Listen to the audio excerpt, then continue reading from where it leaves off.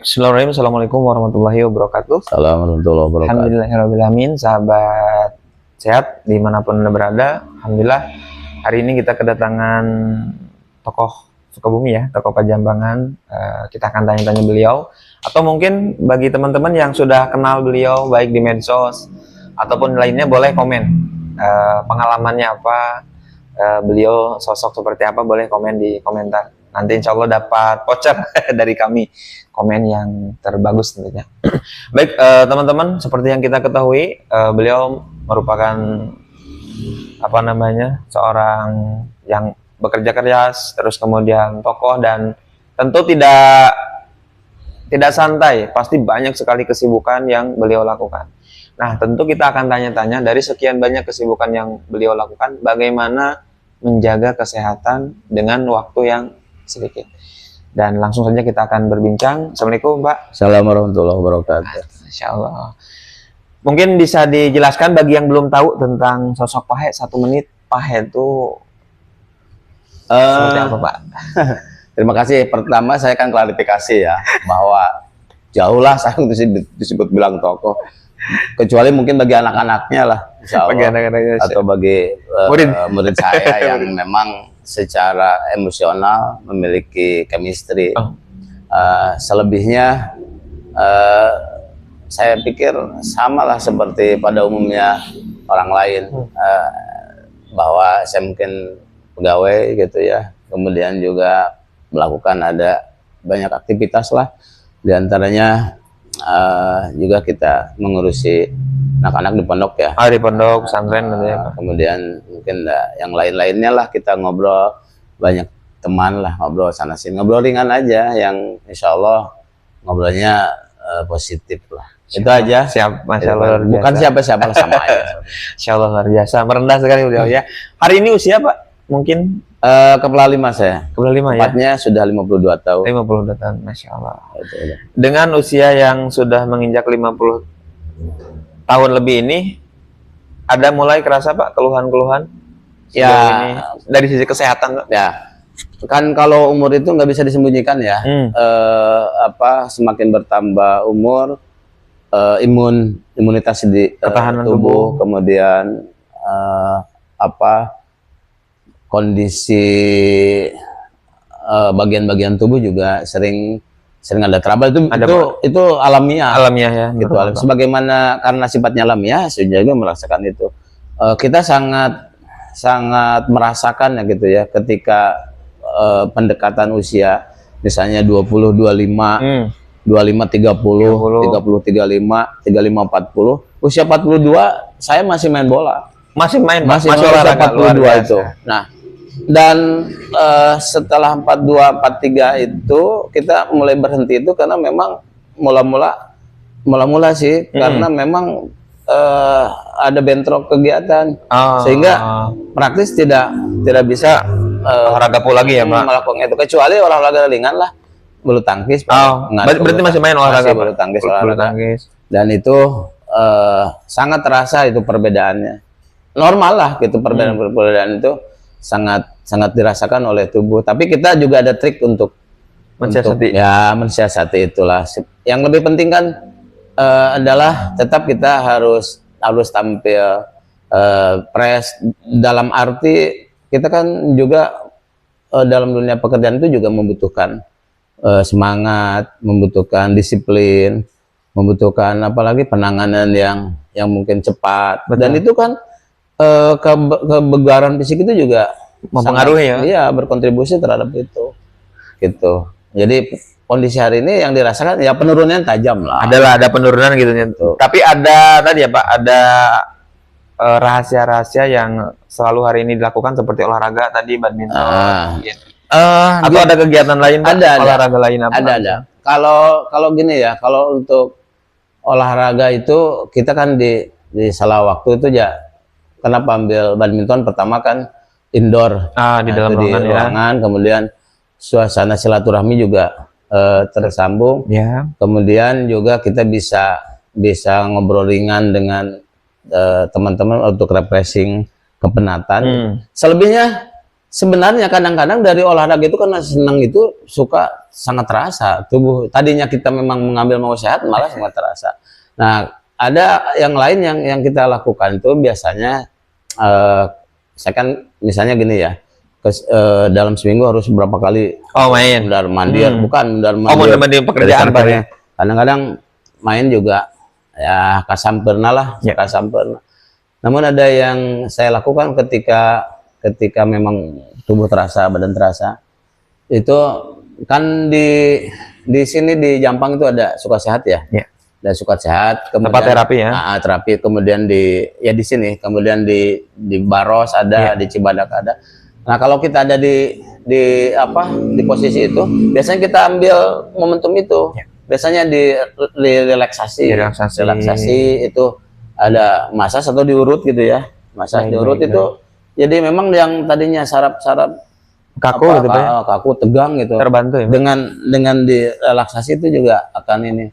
Nah, paling juga kalau habis olahraga atau habis perjalanan jauh, karena kan perasaan membahas orang mah ada juga titingkuan gitu ya. Betul, ada kayak kaku semutan, gini. kaku. Nah, paling itu di Suka Sehat tuh di istilahnya di terapis itu stretching apa? Apa istilahnya? Spot massage dikeretek. Dikeretek gitu. Keretek.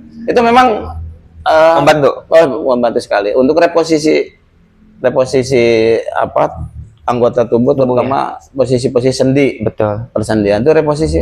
Selebihnya mungkin dalam beberapa kesempatan bekam lah. Ya. Siap. Jadi hanya itu. Dan bayangkan aja mungkin usia 52 itu kelihatan seusia. Masya Allah, luar biasa Pak ya. Masih seusia. Umur hanyalah angka Pak. Baik, Masya Allah. Teman-teman, dari cerita beliau kan kita mengambil beberapa pelajaran dengan segala kesibukan beliau, Jampang, Sukabumi misalkan. Terus juga mengajar, punya pesantren, tentu tidak sedikit stamina, tenaga, waktu yang dihabiskan. Tapi seperti yang kita ketahui tadi, di usia yang 50-an lebih, beliau masih terlihat bugar, fresh. Salah satunya tadi sempat kita dengar, beliau rutin olahraga ya Pak. Terus kemudian beliau juga sering diterapi, karena memang itu ikhtiar fisik kayak tadi di bekam, dipijat. Dan itu memang harus dilakukan seperti mana kita punya motor, mobil, servis fisik.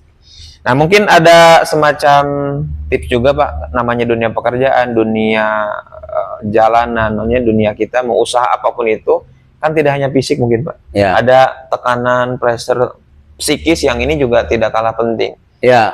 Ada mungkin semacam rahasia yang bisa berikan kepada kita karena untuk menjaga kewarasan Pak. Ya, karena gini kan, kalau tadi saya sampaikan itu ikhtiar fisik. Ya, ikhtiar fisik atau mengkasabi, mengupayakan agar fisik tetap terjaga.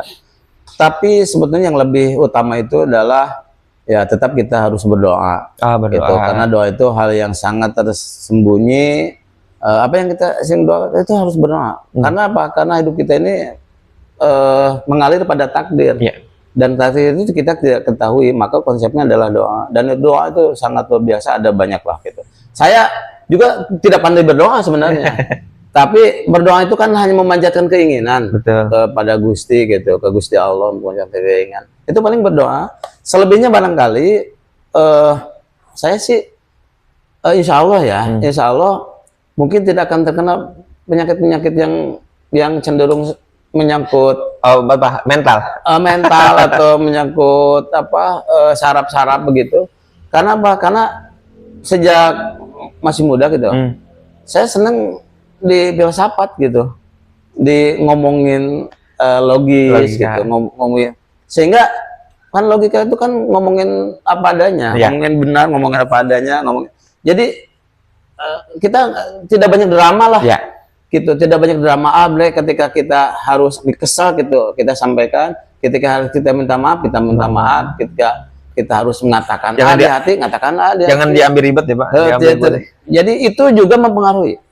Dan itu bisa menjadi alat untuk stressing diri. Gitu. Kan orang ini kan mungkin di luar sana ada banyak yang tidak suka ke kita. Kan tidak suka itu kan muncul sendirinya biasanya. Gitu, ada yang tidak suka, ada yang mau manfaatin apa, misalnya ketika kita ada di dunia kerjaan harus masuk di pintu mana dan lain-lain. Dan itu jujur saja dari sisi manusiawi kadang melelahkan, kadang kesal, kadang marah gitu, kecewa gitu.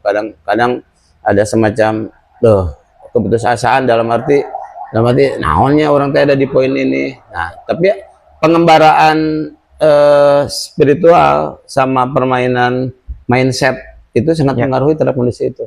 Dan itu mungkin karena kita tidak tahu persis. Itu yang mungkin terlihat saya gini-gini aja dari sisi perform gitu aja. Tidak diambil pusing gitu ya Pak? Enggak lah ya itu tadi selebihnya usaha fisikal paling ya. Lemon packer pusing itu kan karena saya pusing kesal gitu. Nah tepuguh teh naon anu di pijit di relaksasi itu mungkin ada hubungan antara saraf dengan tingkat beban. Iya betul, membantu. Pijat tuh ada salah satu manfaatnya yaitu menghilangkan hormon stres tadi. Kadang-kadang kan cukup di gitu-gitu, enak deh gitu. Alhamdulillah ya. Long day gitu. Luar biasa. Gitulah. Jadi luar biasa ya teman-teman. Jadi bagi kita mungkin saya pribadi atau siapapun pasti dalam kehidupan tuh ada masalah, ada hambatan. Nah mungkin terakhir Pak, ketika apa yang kita harapkan, apa yang kita inginkan tidak sesuai, kita punya rencana ternyata tidak sesuai, kan manusiawi orang tuh kecewa. Tapi apakah terus-terusan kecewa atau dia mengubah strateginya atau seperti apa? Mungkin nasihat ini lebih ke anak-anak muda karena banyak hari ini yang semacam banyak putus asa ketika punya cita-cita, mereka berjuang tidak kesampaian, kecewa dan terus berlanjut. Gini ya, ini buat saya dan mungkin yang lainnya yang bisa mengambil manfaat dari obrolan ini. Kenapa mindset ini penting? Nah, karena apa? Karena mindset ini juga akan mempengaruhi pola tindak, pola sikap dan pola perilaku ke depan. Nah, kita harus sadar benar bahwa hidup ini ada pada takdir. Ada pada alur takdir. Alur takdir itu artinya Tuhan melakukan apa saja itu sudah ada takdirnya. Nah, tapi kenapa kita butuh usaha, butuh ikhtiar? Karena kita tidak tahu kan rentetan takdir itu. Nah, apabila kita memang menyimpan ekspektasi yang tinggi terhadap satu persoalan, lalu tidak sesuai kesampaian, maka yang harus dominan itu bukan perasaan.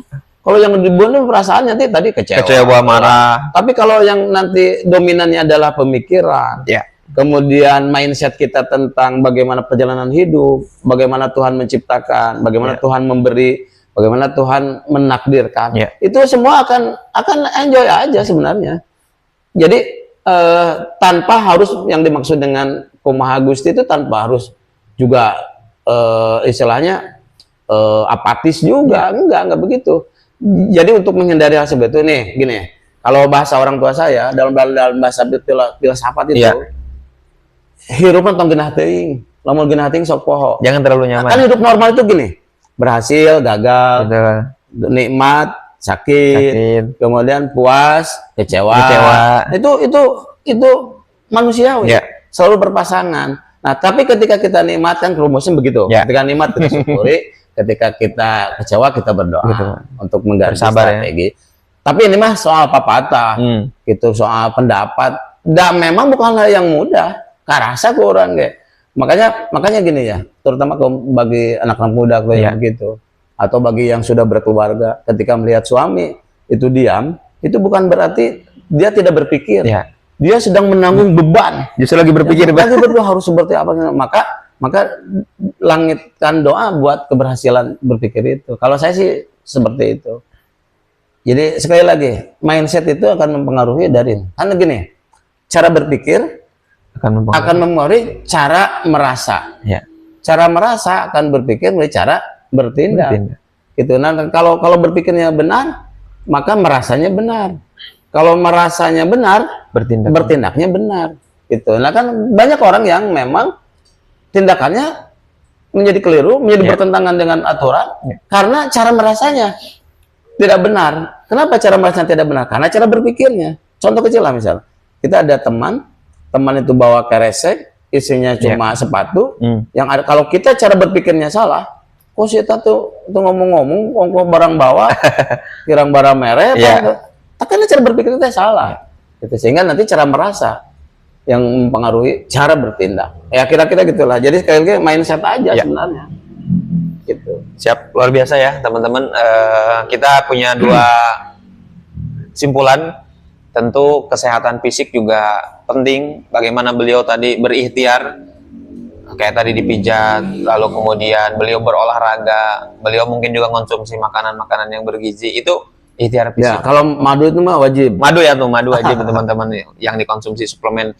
Terus juga yang tidak kalah penting juga kesehatan psikis mental ya Pak. Ya. Karena dia akan mempengaruhi. Karena ada banyak orang yang mentalnya sakit, ke fisik juga mempengaruhi gitu. Jadi dua ini tidak bisa dipisahkan sebenarnya. Tidak ada pilihan.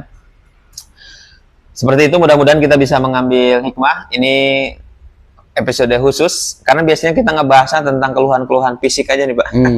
Biasanya kayak kemarin ada pengusaha handphone ke sini, keluhannya murni fisik. Lalu kemudian kali ini kita kedatangan Pak He, pembahasannya, ilmunya mungkin teman-teman bisa kita ambil. Fisiknya tadi penting, tapi menjaga kewarasan kesehatan mental juga jauh lebih penting. Sekali lagi terima kasih sudah menyaksikan. Bagi yang tadi kenal beliau atau yang bagi teman-teman yang baru tahu beliau, bisa komen di kolom komentar. Sampai ketemu lagi di video berikutnya dan kita akan tanya-tanya beliau lagi. Assalamualaikum warahmatullahi wabarakatuh. Assalamualaikum warahmatullahi wabarakatuh.